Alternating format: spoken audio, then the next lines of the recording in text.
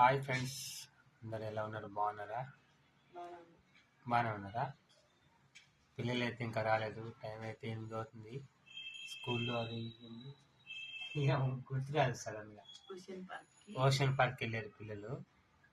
వాళ్ళ కోసం అయితే వెయిట్ చేస్తున్నాం. పాపం 8 అవుతుంది. కొద్దిగా వెళ్ళి 2 గంటలకి. ఏమోనమ్మా, అన్నం పెట్టలేదు పిల్లలకి. అంత లాంగ్ కదా బస్ జర్నీ. నేను దానికోసం అయితే వెయిట్ చేస్తున్నా. పిల్లలు ఇంకా రాలేదు. వాళ్ళకి ఫోన్ చేద్దాం అన్నా కానీ ఫోన్ అయితే నెంబర్లు అయితే ఊరు లేవాడ.